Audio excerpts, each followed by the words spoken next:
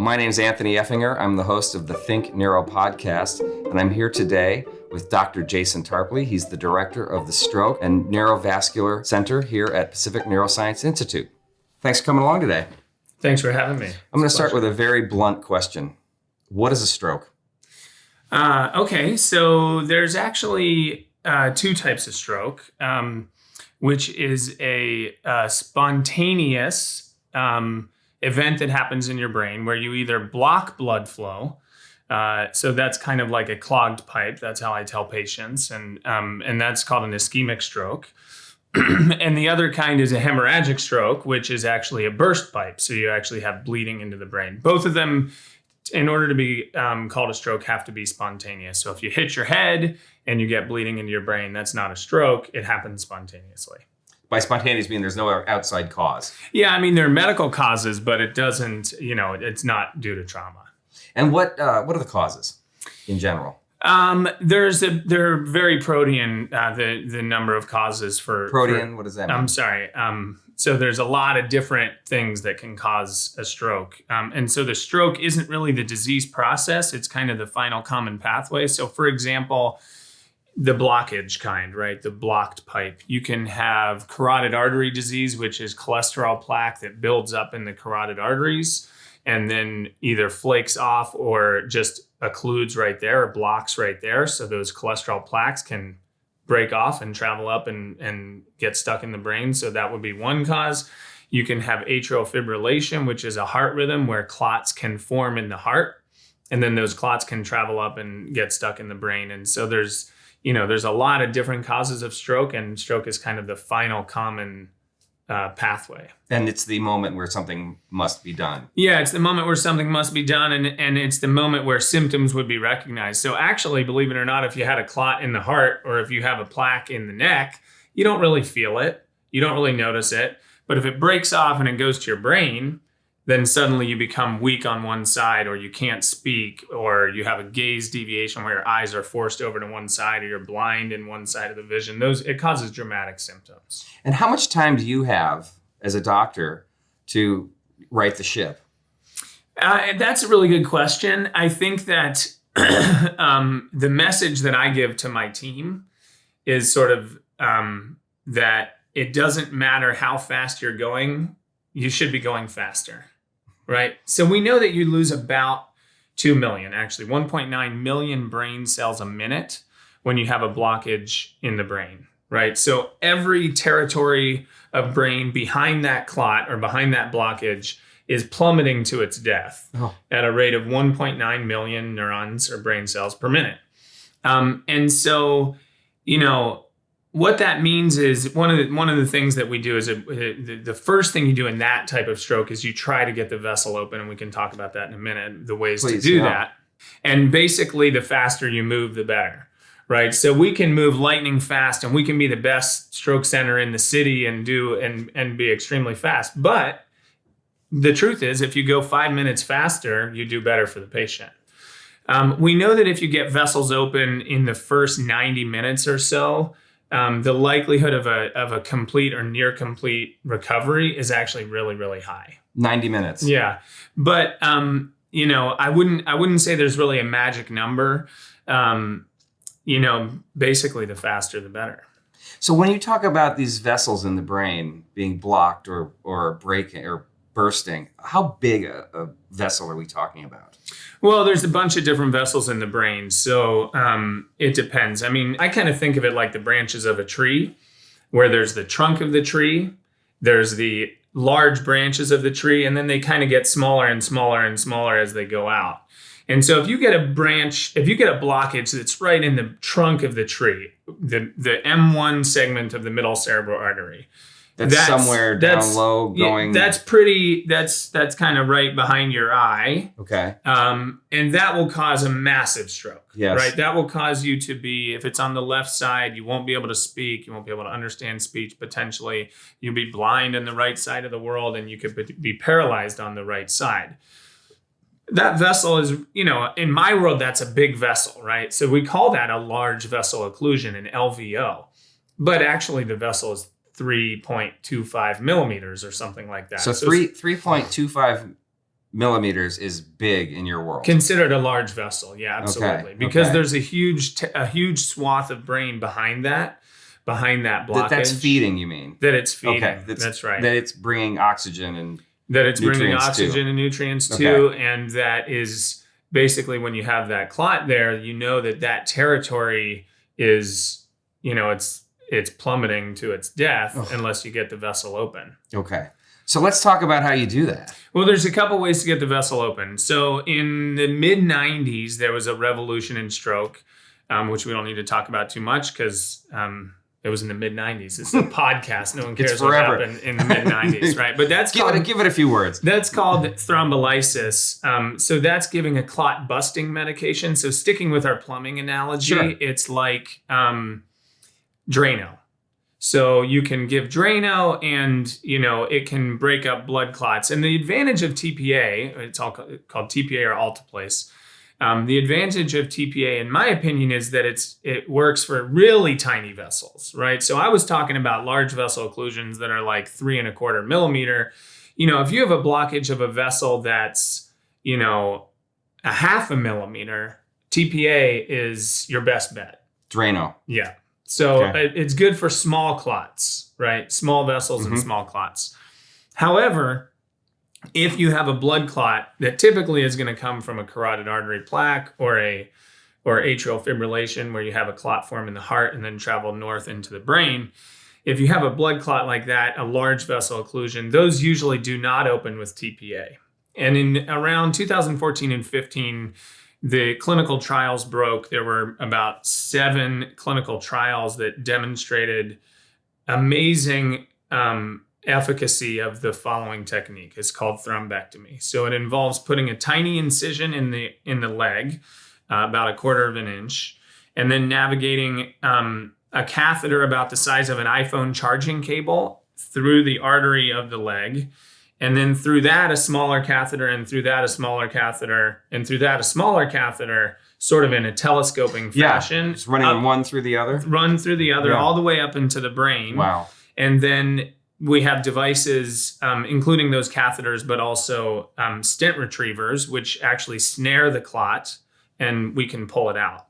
Well, I have to ask you, how do you steer when you're up in here, getting into the smaller branches? How do you know which turns to make, Part of it is because we know where the vessels are and where they. Sure. You have to have an exquisite understanding of the anatomy Certainly. to get everything up there. But you also shoot contrast into the artery, and therefore you see all those branches of the tree, and so you can actually see the branch that's missing. So in 2014 and 15, we had this major revolution where all 7 trials that were published were overwhelmingly positive and showed that this is a very disability-saving treatment.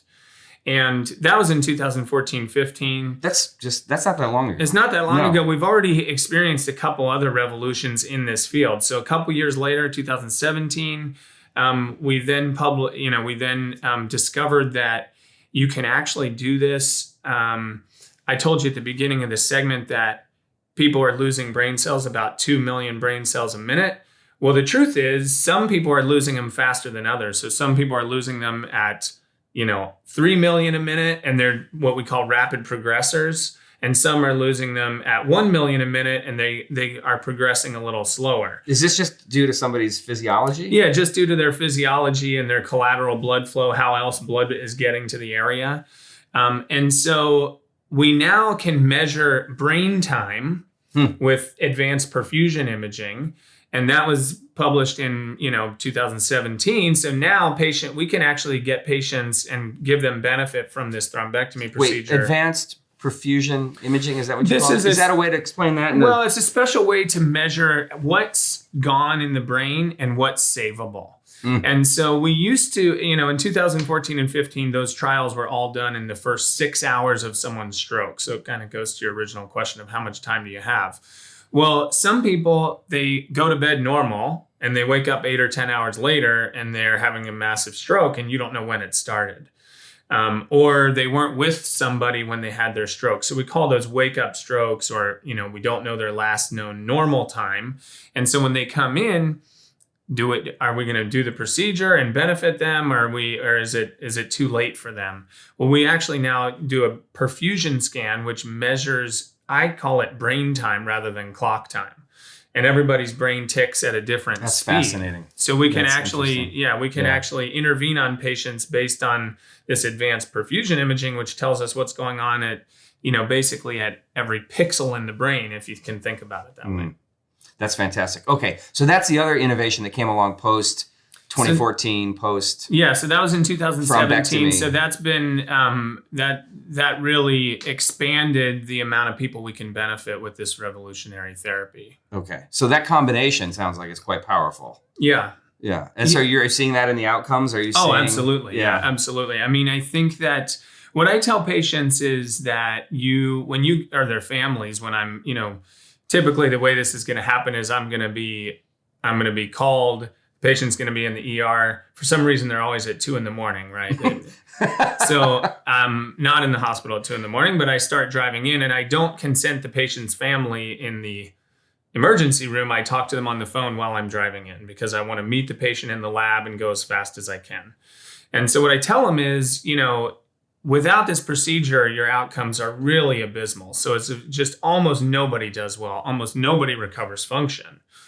A few random lucky people will, but most people will do really, really abysmally. But with the procedure, we're at about 50%, right? And so that's a great number if you're in the right 50%. Sure. Right. Sure. So we still have to look for any advantage we can get on this thing to think of ways that we can get it up to 60 or maybe even 70%. And what are you doing? Are there... Well, so one of it is the way you do the procedure, and we have a very advanced way to do the procedure where you really try to get the clot out all in one piece. And the details of that are probably beyond the scope of this. Could you use an analogy or do we have a plumbing? Well, I think there's different ways to do it. Right now, I think the best way to do it is to actually, if you can imagine that clot, which is kind of a goober in the vessel. Is that what it is? Yeah. It's the consistency of a goober. A goober. Yeah. Okay. So you can get past it. You can put a stent retriever through the clot. You're going to put it in there.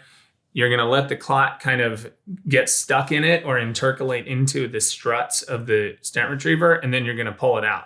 So that works actually very well. But I think if you even combine that with an intermediate catheter, so now we have these fancy catheters that can snuggle up right up to the face of the clot and sort of kiss the clot, and you can put suction on those catheters. So you can suck on the head of the clot and control the tail of the clot with the stent retriever. And then there's a third thing. So do you have two devices in this tiny little area? This tiny little. How big is the catheter that's in there? Well, the catheter I use is 21,000ths of an inch. That's the smallest one to navigate this. That's the tiny little. That's what the stent retriever goes through. That's a little tiny wire. It's a catheter is a tube. Okay, a catheter is a tube. Yeah. A tiny, tiny, tiny tube. Yeah. Okay. And then that's what the stent retriever goes through. And then there's another, catheter that gets stuck on that. And then there's another thing you can do. You can actually put the catheter that's in the neck, which is kind of giving stability to everything for you to do your work, comes with a balloon on the outside. And so you can inflate the balloon. So when I do actually pull that clot out, I inflate the balloon and therefore block blood flow. So as you can imagine, if I'm going to pull that clot out, I don't really want a bunch of blood washing past it that could potentially break pieces of it off and get it stuck. My goal is to get the clot out in one solid piece. And so I do those three things to try to do that. So that's one of the things I think you can do to get up to 60 or 70%. There's some debate about what techniques to use. But what there's no debate about is time. So, if I can get my team and everybody, it's not just me, my procedure, may take me 10 minutes to do this. But what we're really trying to do is get everything, the recognition of the emergency room physicians, every little step where you can shave off time, you're going to do. It's a race. You're going to do better for the patient. So when you're trying to get to that 60 or 70% good outcome mark, if you can save 20 minutes, you're 10% more likely to have a good outcome. That's incredible. 20 minutes is 10%. So And so that's one of the things that I tell patients, they do a good job recognizing their loved ones having a stroke and getting them to a comprehensive stroke center like us, and et cetera. Now, so the other thing I would mention is, we were talking about this earlier. So what other things can we try to do? And this is what the field is moving toward. I would imagine that in 5 or 10 years, I'm not going to be saying 50%. I'm going to be saying 75%. And so how are we going to get there? One of the things is that I think neuroprotection has a really promising role in stroke thrombectomy. So neuroprotectant drugs have been used in, animal models for stroke and have had a lot of success. So neuroprotection is like any kind of drug. There's a million of them out there, which actually try to encourage the brain to be protected or to potentially progress at a slower rate in someone who's having a stroke, right? Okay. So remember I was saying, well, some people have losing brain cells at 1 million neurons a minute. Some people are 3 million. What if I could give you a drug to make you kind of go to 1 million? Well, to go a little bit slower, to progress a little bit slower, to give us time. Sure. Right? I think that's the way. That drug exists? Well, there's a lot of drugs that have worked in humans. I think we just had the International Stroke Conference in February, and I think for the first time we saw promise in a neuroprotectant drug. Which one was it? It's a drug called neurintide. What's really interesting is that it turns out that neuroprotection is exquisitely dependent on being able to open vessels. It's dependent on what we call reperfusion. So when, restoring blood flow. So in all the animal models where we've seen great results with neuroprotection, it's largely because all of those models block a vessel, but then they reopen it. So all of those models include this element of restoration of blood flow. And so we've had, in the last 50 years or 40 years, we've had really hundreds or maybe even thousands of neuroprotectant drugs in animals, et cetera, for stroke that have never panned out in humans. Is this restoring blood flow to the area that is damaged by the blockage? Yes. So do you need to get the blockage out before the neurintide can work? No, the way these drugs work and the way that neurintide worked in this trial that we just participated in and just published is you actually give the neurintide before, earlier. You give it right before you do the procedure. So it's actually a parallel process. So we did this trial, basically the patient would come in and we'd say, oh, they're a large vessel occlusion. We can reperfuse this. So we now have a therapy that can restore blood flow. Let's give them let's randomize them into the trial. They either get neurintide or placebo. And then we do the procedure as we always did. And so what we found in the trial was very interesting. So first of all, it's a little bit complicated, so bear with me. But first of all, patients who received IV TPA, remember the clot buster. Okay, the Drano. Yeah. Okay. Patients who received the Drano actually didn't benefit from neurintide. And the reason for that is that we found out by doing the trial that TPA actually, just as it cleaves and breaks up and chews up clots, it actually chews and breaks up and cleaves neurintide. So it actually renders the drug inactive. That's interesting. Really interesting. Yeah. In the patients who did not get TPA, there was actually a benefit. There was about a 10% benefit in outcome, a 20% benefit in mortality, and it actually shrunk strokes. So strokes went from 37 cc's down to 25. When you say shrink a stroke, you mean shrink the amount of brain that is affected by the stroke? Exactly. Okay. And that's actually what I do for a living. I tell patients I make big strokes into small strokes, and small strokes are more recoverable, right? So did I turn your massive stroke into a medium stroke? You're going to do better if I turn your massive stroke into a small stroke, right? Sure. On rare occasions, we turn a massive stroke into no stroke. And that must feel great. Well, the thing that feels great, I don't care so much about the size of the stroke is what the patient looks like afterward. Yeah. So I think the promise of this therapy and how it interleaves with neuroprotection is that neuroprotection has been a failed endeavor for decades. And the reason is that we haven't until now had a therapy a reliable reperfusion therapy. And again, by reperfusion, you mean reopening blood vessels. Reopening that vessel. So you have to do both, though. You have to do both to get nerve protection to work. Okay. And you have to do both to get the patient to do better. So, I think that that's going to be the future. And, we'll do another trial. We'll do a trial in patients who are ineligible for TPA, who can't receive TPA. And we'll see if it works. But I think it kind of opens the door, not just for this drug, but for potentially all these other drugs that have previously not worked. So what's the magic in neurotide? Neurotide is actually a very cool drug. It's sort of a smart drug that, due to complex mechanics that, were designed really by Mike Tymiansky, the drug, who's the inventor of the drug. He's the inventor. Yeah. Okay. That drug actually sneaks into cells. So it actually sneaks to the inside surface of cells and blocks cell death pathways that occur inside the cell. So there's a lot of different molecular mechanisms of cell death inside of a cell, but one of them in particular is blocked by neurotide. But what's really cool about it is it actually sneaks inside the cell in order to do its magic. So these are cells that would otherwise die from being cut off from oxygen and nutrients that are being kept alive.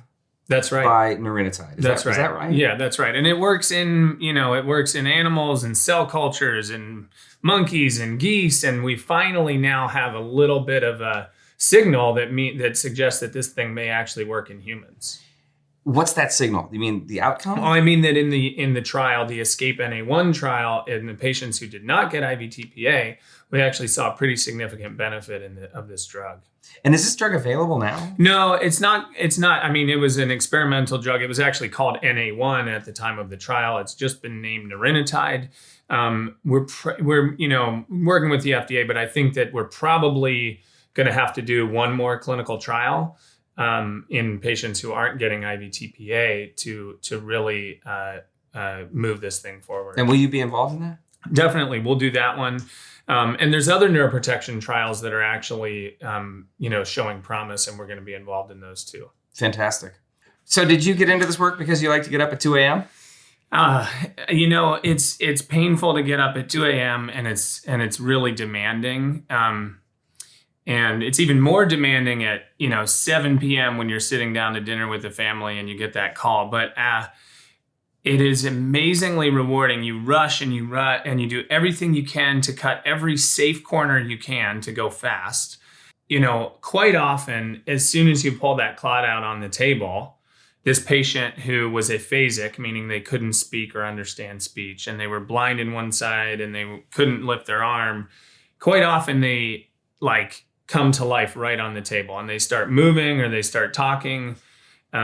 And that is a very dramatic, really cool feeling that doesn't get old. And that's what attracted you to this? So that's why I got into this. Is I was, I did a residency in neurology and we were seeing these kind of patients all the time. And I thought, first of all, well, this is really cool. What drew me to neurology was being seeing that I could actually look at what a patient looked like and I could tell where, without even a scan, I could look at them and say, oh yeah, this looks like an MCA occlusion. I can tell what you have just by the way you look in the emergency room before you even get the scan. And then, participating in this revolution, doing a neurointerventional fellowship, learning how to do these techniques. Where did you do that? I did that in the Providence system. So I did a vascular neurology residency at UCLA, and then I did my neurointerventional fellowship here at the Pacific Neuroscience Institute.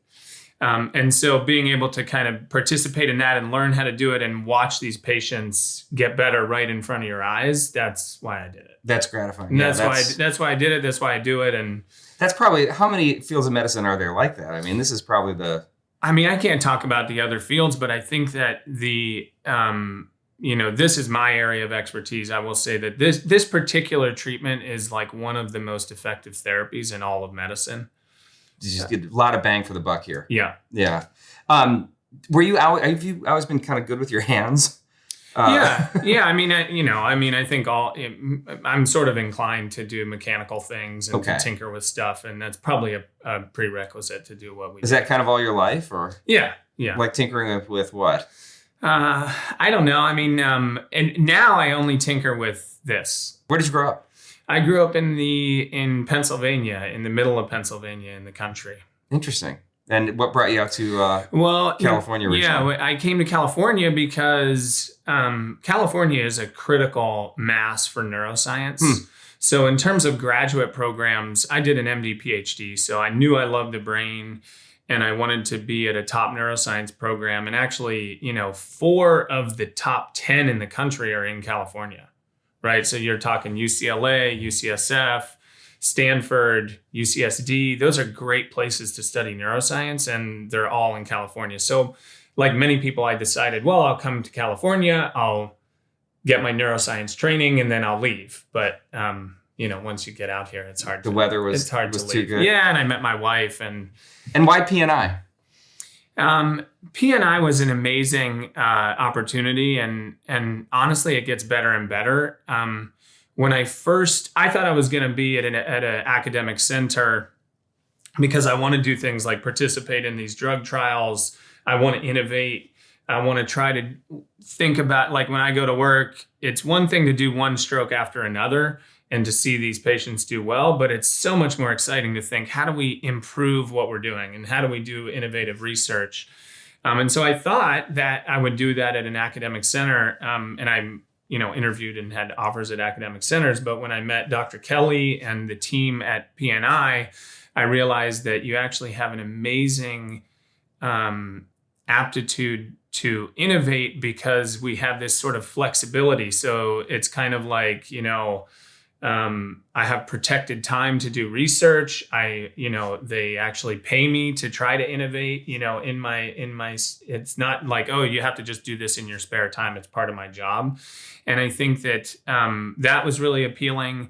And also just the doctors in P&I, are really world-class talents. And that's kind of that's actually really important and really critical to innovation, is being able to interact with other experts. So I'm like a stroke guy. I feel like I was put on this earth to to improve stroke. And that's my area of expertise, and I'm a maven in stroke. And so what's really cool is for me to interact with Dr. Kelly, who's a maven in brain tumors. And that's when, those intellectual seeds get sown. And that's when you meet in the hallway or meet in the staircase or meet in a meeting. Well, a lot of times we're meeting about patients too. Hey, what do you think about this patient? What do you think? And then we think of things that are sort of, it's very rewarding. That's another very rewarding aspect of what we do. And that's unusual. It's very unusual. P&I is this sort of, it's almost magical. The entity is that, we are constantly working with one another and not competing with one another, right? So I think, like, for example, Providence Little Company Mary, I work with Dr. Sivakumar all the time. He's an open vascular neurosurgeon. So, I treat strokes via, endovascularly through the arteries. I also treat aneurysms, arteriovenous malformations, other vascular things. And Dr. Sivakumar treats them in a different way. Open meaning surgery. Yeah. And instead of, in some institutions, even academic institutions that are close by, you might be at odds with each other and fighting with each other, but it's not like that in P&I. We really approach every case as if to say, what's the best thing for this patient? We bounce ideas off of each other. We are participating in clinical trials together. So it's really like a very exciting and collegial, very collegial environment. And kind of I can imagine the innovation that springs out of those conversations. Yeah, it's exciting. Like, Wally and I will talk on the phone for like 2 hours and be like, "Oh, geez, what happened? What happened to the time? So we're doing really exciting things, and it takes a team. You can't do really exciting things by yourself. So one last thing, do you have to be a good driver, and do you have to live close? Well, absolutely, you have to be very close to the hospital. You got to be here within 30 minutes. But I think the bigger thing you have to do is we're not just technicians. We're not just people who go up and do the 10-minute procedure. We actually have to be very directive and collegially work with all of the other disciplines so that we have what I call a good ground game. So if there's a stroke in the hospital right now, I want to make sure that I've helped to implement systems that will recognize that quickly so that I can activate my team, my cath lab team, and we can all come together and treat this patient. So what's a cath lab? So a cath lab or a neuroangiography suite is the place where we do our work. So cath stands for catheter. So those are the tubes that we navigate into the arteries to do our work. And, we have cath labs at all of our hospitals. Pacific Neuroscience Institute actually provides neurointerventional advanced, basically comprehensive stroke care with these advanced procedures at 4 Southern California Providence hospitals. And so we have cath labs or, also called neuroangiography suites at all of these hospitals. And that's where it happens. That's where the action. That's where the procedure happens. I mean, the action happens ever since, as soon as the patient hits the ER.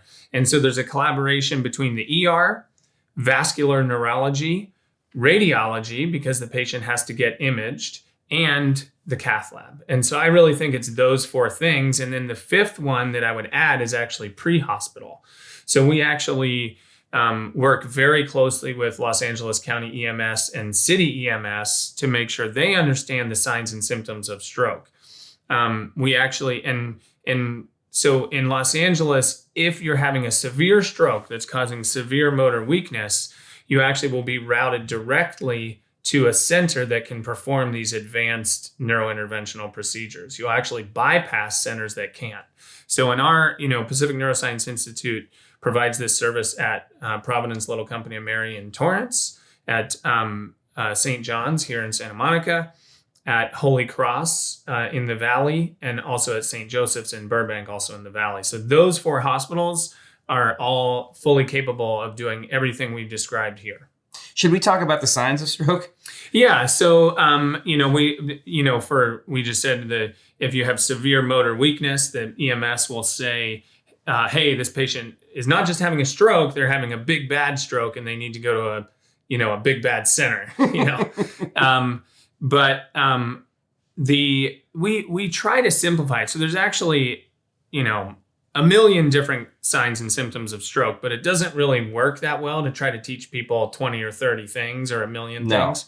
So the acronym that we use is now, we used to say FAST, and we've now changed that to BFAST. So it's an acronym where B stands for balance, so sudden onset balance difficulty. E stands for eyes, so anything from visual difficulty to a gaze deviation where your eyes are kind of forced to one way or the other. F stands for facial droop, so a decrease in the smile on one side of the face. A stands for arm weakness, so if I'm seeing more and more patients who say, something didn't seem right with him, so I told him to hold his arms out like that, and his one arm just dropped to the bed or dropped to the chair or whatever. So that's arm weakness. That's a good thing. Yeah, good thing to notice. Yeah, absolutely. Yeah. And the American Heart Association and American Stroke Association actually there's an ad campaign they've launched that describes BFAST. Wait, did we cover all of them? No. So S is speech. So, and then T is time. And, you can say time is brain or time to call 911. And I think that's the one I'm trying to get across is, in this age, this information age where people are, they feel like they kind of know, I can recognize a stroke. I'm going to put this patient in the car and drive him to the hospital. Don't do that. Call 911. Our interaction with EMS providers is actually really critical. So if you come to the waiting room, you're going to be delayed. You'll still get care, but if you go through 911, the Los Angeles County EMS actually give us a call. It's called EMS pre-notification. And they say, hey, we're bringing in a severe stroke. We can start readying the cath lab. We can start getting ready for that patient. Well, and they also say they might bypass a place you would go. Where exactly. If you drive, you might go to the wrong, not the optimal place. Is that right? That's exactly right. That's a really good point, Anthony. So if you, and LA County EMS always has an updated list of which centers are the right places to bring a severe stroke patient. So besides quitting smoking, what else should people do to avoid stroke? That's a really good question. There's a lot of prevention measures you can take. I think that, exercise is very important. There's actually been lots of trials showing that exercise, and I think it's kind of funny in the literature we debate about like how much is the right amount. But clearly, for me, I tell people the right amount is as much as they can do, and what they're actually going to stick with. So exercise is important. I told you that we had this revolution where where thrombectomy was kind of presented, and actually the place where this news was sort of delivered was in Memphis at the International Stroke Conference in Memphis in 2015. And it was such a sight. There were dorky neurointerventionists, neurologists, neurosurgeons, neuroscience people in the room. And it was like a standing ovation when these trials were presented. And it was like, it felt like kind of Coachella. Trials showing positivity for thrombectomy and showing that like we now have something to do for the worst kinds of strokes, and we're all hooting and hollering and stuff. And so it was an amazing scene. Literally in the conference room next door at the same time, they were presenting the Mediterranean diet, which is a super simple intervention. And I think we pay less attention to that because it's kind of less, sexy and, groundbreaking. And hot. It's like, well, it's a diet that the Mediterraneans have had forever.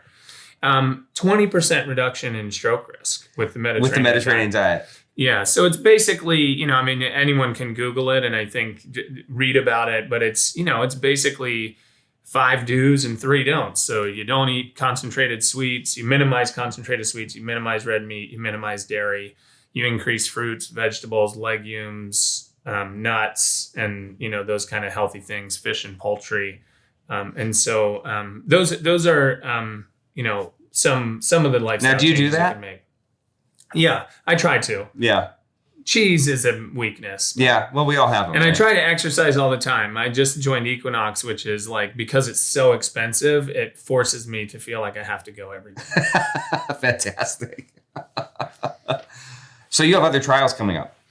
Oh, yeah. We have a lot of science in general that we're doing in stroke and neurointervention. So I've lost count at this point, but I think we have 9 or 10 active IRB-approved research protocols, which are everything from clinical trials to retrospective research. So when I was describing in detail that technique that I think is the best for doing a thrombectomy, we have actually research that's looking at this in the Providence database. So our Providence database has over 200,000 stroke patients in the record that we can actually look at those patients and ask data and ask data questions, data-driven questions to try to figure out how can we get better at doing what we're doing. So that's one thing we're doing. There's also a bunch of clinical trials that we're going to be doing in 2020. Some of them are device trials, so we're testing, different devices to do thrombectomies. There's a really cool new procedure in neurointervention called middle meningeal artery embolization. We're likely to be starting a trial in that soon with the neurosurgery team. So that's one of those, collaborations that's really been a fun collaboration. Dr. Sivakumar and I are gonna do that trial.